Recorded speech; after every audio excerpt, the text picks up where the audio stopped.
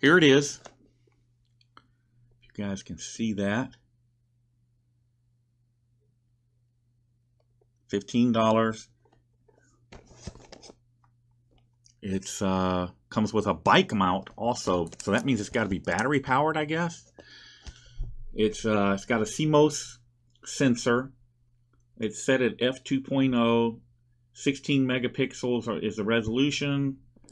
Wide angle, 160 degrees. It's supposed to be shooting 4K or 1080 or 720, however you set it up.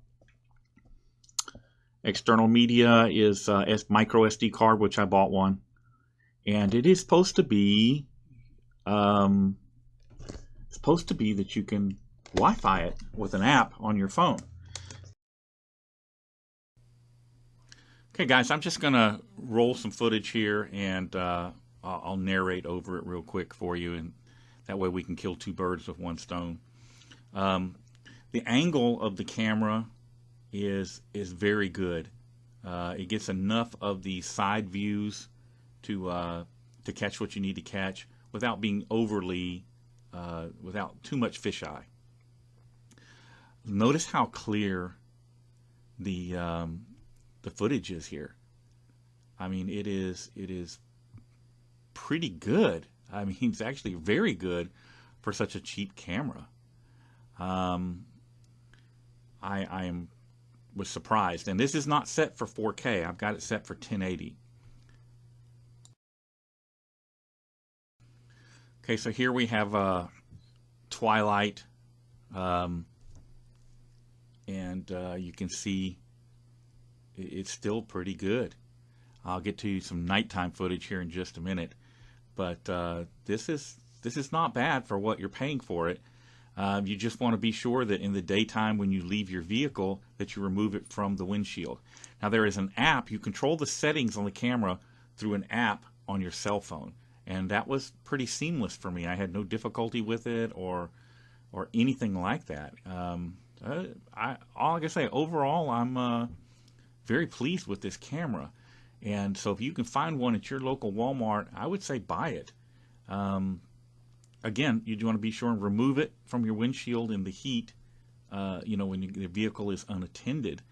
But other than that, as long as you're in your vehicle, the air conditioning's running, whatnot, it should stay cool enough that it's not an issue. I didn't have any issues with it getting excessively hot when I ran.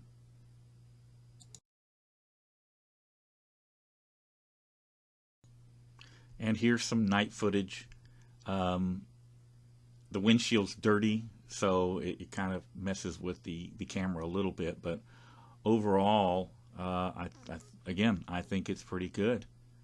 I would have no problem, recommending this camera.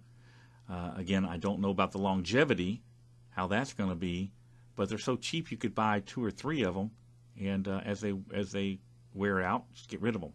One problem I have with this camera, there is one thing I will fault. You'll notice there's no sound. That's because the microphone is not working. I can't figure out how to get the mic. It's not muted. There is a setting to mute it, but it appears that it just does not work. But that's not a deal killer for me. Now this is nighttime footage, and it's working off of whatever light is available: headlights, stoplights, street lights. And I think that it does pretty good for what it is. It's not a $300 camera, but even so, I can make out street signs. If you get close enough, you'll be able to make out license plates, all that. So, honestly, I think that it's not a bad deal. That's my assessment. And if you're looking for a cheap dash cam, I believe this could be a very viable option. I'm going to let it run here for just a minute more to get you guys a good view there at the intersection. And I'll run one more little screen, and that's it, guys. Information about what the dash cam is, it's the model number, all of that is in the description. Thanks for watching.